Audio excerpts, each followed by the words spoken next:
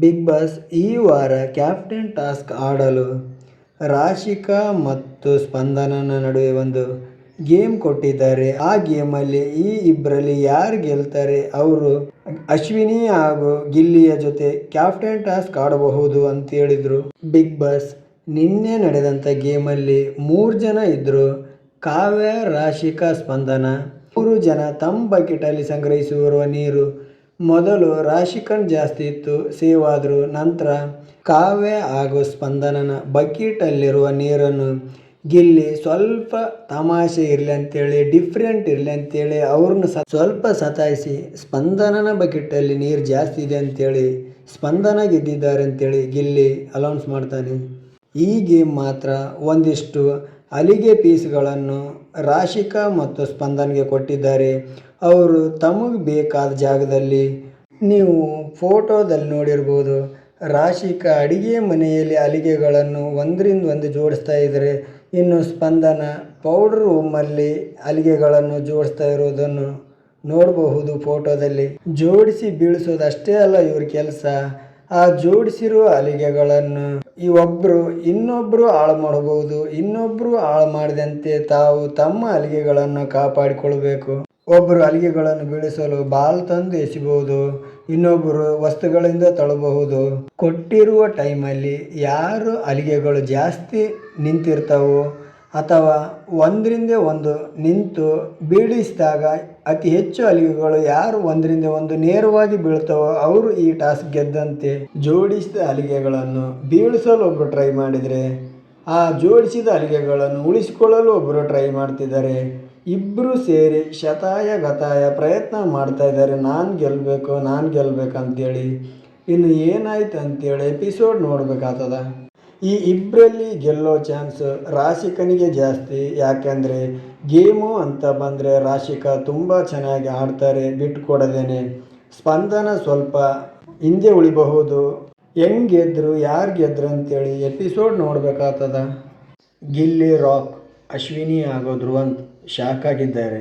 ಅಶ್ವಿನಿ ಹಾಗೂ ಧ್ರುವಂತ್ ಅವರು ಹೆಂಗಾಗ್ಯಾರಂದ್ರೆ, ಧ್ರುವಂತ್ ಆಲ್ರೆಡಿ ಹೋಗಿ ಇನ್ನೇನು ಮನೆಗೆ ಹೋಗ್ತಾನಂತೇಳಿ ಲಾಸ್ಟ್ ಕೊನೆ ತನಕ ಹೋಗಿ ಸೇವ್ ಆಗಿ ಬಂದಾನ. ಇನ್ನು ಅಶ್ವಿನಿಯವರು ನಾನು 2.0 ಸೈಲೆಂಟ್ ಆಗಿನಿ ಅಂತ ಹೇಳ್ತಾರೆ.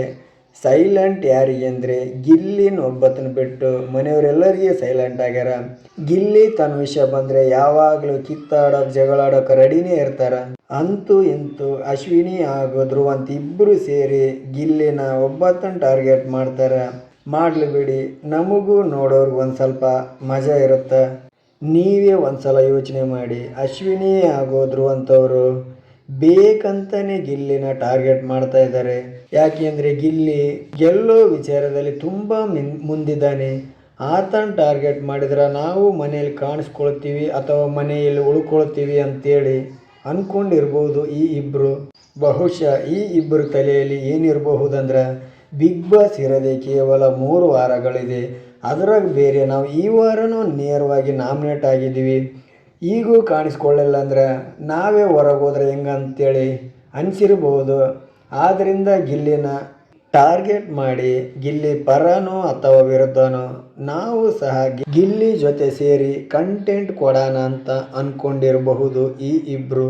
ಯಾಕೆಂದರೆ ನಿನ್ನೆ ಎಪಿಸೋಡಲ್ಲಿ ನೀವು ಸಹ ನೋಡಿರಬಹುದು, ಬಕೆಟ್ ನೀರಲ್ಲಿ ಸ್ಪಂದನ ನೀರೇ ಜಾಸ್ತಿ ಇದೆ ಅಂತೇಳಿ ಗಿಲ್ಲಿ ಕಾವ್ಯನ ಪರ ಫೇವರಿಸಮ್ ಮಾಡ್ತಾನಂತೇಳಿ ಒಂದಿಷ್ಟು ಜನ ಕಮೆಂಟ್ಗಳನ್ನು ಏನು ಹಾಕಿದ್ದು. ಬಹುಶಃ ಅವರಿಗೆಲ್ಲ ಗೊತ್ತಾಗಿರುತ್ತೆ ಅನ್ನಿಸ್ತದ ಎಪಿಸೋಡ್ ನೋಡಿದ್ರೆ ಗಿಲ್ಲಿ ಯಾಕೆ ಆ ಥರ ನಡ್ಕೊಂಡಂತೇಳಿ. ಯಾಕಂದ್ರೆ ಉಸ್ತುವಾರಿಗಳು ಇಬ್ಬರು ಸೇರಿ ಜಜ್ಮೆಂಟ್ ಕೊಡೋದಿರ್ತದ.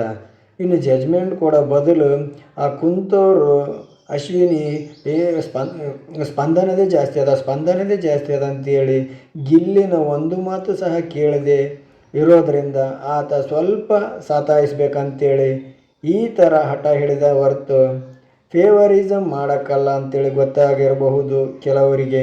ಇನ್ನು ನಾಮಿನೇಟ್ ವಿಚಾರಕ್ಕೆ ಬಂದ್ರೆ ಗಿಲ್ಲಿ ಕಾವ್ಯನ ನಾಮಿನೇಷನ್ ವಿಚಾರದಲ್ಲಿ 4 ಸಲ ಸೇಫ್ ಮಾಡ್ತಾನೆ. ಪೀಡಾಗೋಡಿ ಬಾವುಟ ತಗೊಂಡಿದ್ದು ರಕ್ಷಿತನಿಗೆ ಹೆಂಗಂದರೆ ಏನೇ ವಿಚಾರ ಬಂದರೂ ಮನೆಗೆ ಹೋಗೋ ವಿಚಾರ ಬಂತ ಕಾವ್ಯ, ನಾಮಿನೇಷನ್ ವಿಚಾರ ಬಂತ ಕಾವ್ಯ, ವ್ಯಕ್ತಿತ್ವ ಸರಿ ಇಲ್ವಾ? ಕಾವ್ಯ ಏನೇ ತೊಗೊಂಡ್ರು ಕಾವ್ಯನ ತೊಗೊತಾಳೆ ಅಥವಾ ಕಾವ್ಯನ್ನೇ ಟಾರ್ಗೆಟ್ ಮಾಡ್ತಾಳೆ. ಕಾವ್ಯನಿಗೆ ಅಡಿಗೆ ಮಾಡೋಕ್ಕೆ ಬರಲ್ಲ, ಅಡಿಗೆ ಮನಸ್ಸಿಂದ ಮಾಡಬೇಕು, ಮನಸ್ಸು ಕೊಟ್ಟು ಮಾಡಲ್ಲ. ಇನ್ನೂ ಏನೇನೇನೋ ಹೇಳಿದಳು. ಅದು ಏನು ಹೇಳ್ಬೋದು, ಯಾಕಂದ್ರೆ ಅದು ರಕ್ಷಿತನಿಷ್ಟ. ಆದರೆ ಇಲ್ಲಿ ಹೇಳೋಗಿ ಹೆಂಗೆ ಅನಿಸ್ತಂತ ನೇರವಾಗಿ ಬೇಕಂತಲೇ ಟಾರ್ಗೆಟ್ ಮಾಡ್ತಾ ಇದ್ದಾಳೆ. ಯಾಕಂದ್ರೆ ರಕ್ಷಿತನ ತಲೆ ಇರೋದು ಒಂದೇ ಉದ್ದೇಶ, ಗಿಲ್ಲಿಯಿಂದ ಕಾವ್ಯನ ದೂರ ಮಾಡಿ ಗಿಲ್ಲಿಗೆ ನಾನು ಹತ್ರ ಆಗಬೇಕು. ರಕ್ಷಿತ 3-4 ವಾರಗಳಿಂದ ಈ ಪ್ರಯತ್ನದಲ್ಲಿದ್ದಾಳೆ. ಇನ್ನು ಮಾಳು ಅಣ್ಣನ ವಿಚಾರಕ್ಕೆ ಬರೋಣ. ಮಾಳು ಅಣ್ಣ ಬಿಗ್ ಬಾಸ್ ಮನೆಯೊಳಗಡೆ ಹೆಂಗಿದ್ದ, ಆಚೆ ಬಂದ ಮೇಲೆ ಹಂಗಿಲ್ಲ ಅನ್ನಿಸ್ತದ. ನೀವೇ ನೋಡಿರ್ಬೋದು ಇಂಟರ್ವ್ಯೂ ಎಲ್ಲ ಯಾವ ಥರ ಇಂಟರ್ವ್ಯೂ ಕೊಡ್ತಾ ಇದ್ದಾನೆ ಅಂತೇಳಿ. ಮಾಳು ಅಣ್ಣನ ಸ್ಟೇಟ್ಮೆಂಟ್ ಹೆಂಗಿತ್ತು ಗೊತ್ತಾ? ಬಿಗ್ ಬಾಸ್ ಮನೆಯಲ್ಲಿರುವ ಅಷ್ಟು ಸ್ಪರ್ಧಿಗಳಿಗೆ ಬಿಗ್ ಬಾಸ್ ಕಪ್ ಗೆಲ್ಲೋ ಅರ್ಹತೆ ಯಾರಿಗೂ ಇಲ್ಲ. ಗಿಲ್ಲಿನ ಸೇರಿದಂತೆ ಮನೆಯಲ್ಲಿರುವ ಅಷ್ಟು ಸ್ಪರ್ಧಿಗಳಲ್ಲಿ ಯಾರೇ ಗೆದ್ದರೂ ನನಗಿಷ್ಟ ಇಲ್ಲ. ನಾನೇ ಗೆಲ್ಲಬೇಕಾಗಿತ್ತೇನೋ, ಅಲ್ಲಿದ್ದೆ ಅಂದ್ರೆ ನಾನೇ ಗೆಲ್ತಿದ್ದೆ. ಇಷ್ಟು ವಾರಗಳ ಕಾಲ ಮನೆಯೊಳಗೆ ಇದ್ದಲ್ಲಪ್ಪ ಮಾಳು. ಇಷ್ಟು ದಿನಗಳ ಕಾಲ ಏನು ಕಿತ್ತು ದಬ್ಬಾಕದೇ ಇರೋ ನೀವು 2 ಅಥವಾ 3 ವಾರಗಳಲ್ಲಿ ಅಷ್ಟು ಸ್ಪರ್ಧಿಗಳನ್ನು ಹಿಂದಾಕಿ ನೀನೋಗಿ ಕಪ್ಪು ಗೆಲ್ತೀನಿ ಅಂತಲ್ಲಪ್ಪ ಮಾಳೊಂದು ಹೆಂಗಾಗಿದೆ ಅಂದ್ರೆ, ಮಾಳು ಬಿಗ್ ಬಾಸ್ ಮನೆಯಿಂದ ಎಲಿಮಿನೇಟ್ ಆಗಿ ಹೊರಗೆ ಬಂದಾಗ ಅವನಿಗೆ ಬೇಕಾಗಿರೋ ಒಂದಿಷ್ಟು ಜನ ಮಾಳು ಬಗ್ಗೆ ಒಂದಿಷ್ಟು ಏನೋ ಹೇಳಿರಬೇಕು. ನಾವು ಓಟ್ ಹಾಕ್ತಿದ್ವಿ, ನಿನ್ನ ಬಗ್ಗೆ ಅಷ್ಟು ಕಟೌಟ್ ಇದ್ವಿ, ಅಷ್ಟು ಜನ ನಿನ್ನ ಮೇಲೆ ಪ್ರೀತಿ ಇದೆ, ನೀನು ಹಂಗೆ ನೀನು ಹಿಂಗೆ ಅಂತೇಳಿರಬೇಕು. ಆ ಮಾತುಗಳನ್ನು ಕೇಳಿರುವಂಥ ಮಾಳು ಇಂಟರ್ವ್ಯೂಗಳಲ್ಲಿ ಈ ರೀತಿ ಉತ್ತರ ಕೊಡ್ತಿದ್ದಾನೆ ಅಂತೇನು ಅನ್ನಿಸ್ತದ? ಮಾಳು ಅಣ್ಣ ಆ್ಯಕ್ಚುಲಿ ಯಾವಾಗೂ ಬರಬೇಕಾಗಿತ್ತು, ಈಗ ಬಂದಿದ್ದಾರೆ. ಮಾಳು ಅಷ್ಟಕ್ಕೆ ಖುಷಿ ಪಡಬೇಕು. ಮಾಳುಗಿಂತ ವೀಕ್ ಕಂಟೆಸ್ಟ್ಗಳು ಮನೇಲಿ ಇರಬಹುದು, ಆದರೆ ಬರೀ ಅದೊಂದೇ ಮ್ಯಾಟ್ರ್ ಆಗಲ್ಲ. ಓಟನ್ ಮ್ಯಾಟ್ರ್ ಆಗುತ್ತೆ, ಕೆಲವೊಂದು ಸಲ TRP ಮ್ಯಾಟ್ರ್ ಆಗುತ್ತೆ, ಇನ್ನೊಂದು ಸಲ ಮನೆಯಲ್ಲಿ ಯಾರು ಜಾಸ್ತಿ ಕಾಣಿಸ್ಕೊಳ್ತಾರೆ.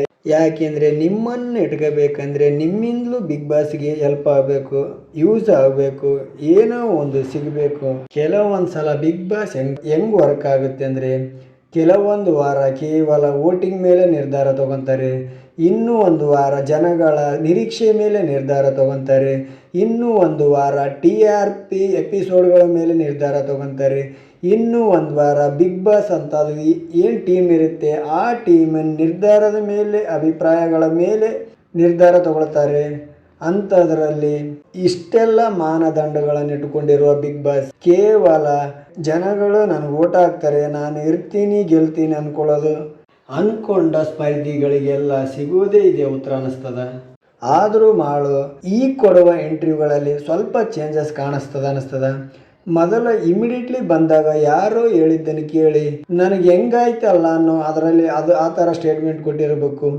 ಈಗ ಸ್ವಲ್ಪ ಯೋಚನೆ ಮಾಡಿ ಏನು ಹೇಳಿದರೆ ಏನಾಗ್ಬೋದು, ಯಾವ ರಿಯಾಕ್ಷನ್ ಬರ್ಬೋದು, ಕಮೆಂಟ್ಗಳಲ್ಲಾಗಲಿ ಇನ್ನಿತರ ಇದರಲ್ಲಾಗಲಿ ಅಂತೇಳಿ ಸ್ವಲ್ಪ ಯೋಚನೆ ಮಾಡಿ ಮಾತಾಡಕತ್ತಾನ ಅನ್ನಿಸ್ತದ. ಇನ್ನು ನಾಮಿನೇಷನ್ ವಿಚಾರಕ್ಕೆ ಬರೋದಾದರೆ ಈ ವಾರ 5 ಜನಗಳು ನಾಮಿನೇಟ್ ಆಗಿದ್ದಾರೆ. ಅವರಲ್ಲಿ ಸ್ಪಂದನ, ಅಶ್ವಿನಿ, ರಾಶಿಕಾ, ಧ್ರುವಂತ್ ಹಾಗೂ ಧನುಷ್ ಅವರು. ಇವ್ರುಗಳೆಲ್ಲ ನಾಮಿನೇಟ್ ಆಗಕ್ಕೆ ನೇರ ಕಾರಣ ಗಿಲ್ಲಿನೇ. ಇಬ್ಬರ ಮಧ್ಯೆ ವಾದ ಪ್ರತಿವಾದಗಳನ್ನು ಕೇಳಿರುವ ಗಿಲ್ಲಿ ತನಗೆ ಯಾರು ನಾಮಿನೇಟ್ ಮಾಡಬೇಕು ಅನಿಸ್ತದೋ ಅವ್ರನ್ನ ಮಾಡಿದ. ಇರಲಿ, ಅಸಲಿ ಆಟ ಇನ್ಮುಂದೆನೇ ಇರೋದು ಬಿಗ್ ಬಾಸಲ್ಲಿ. ಎಪಿಸೋಡ್ ನೋಡ್ತಾ ಇರಿ.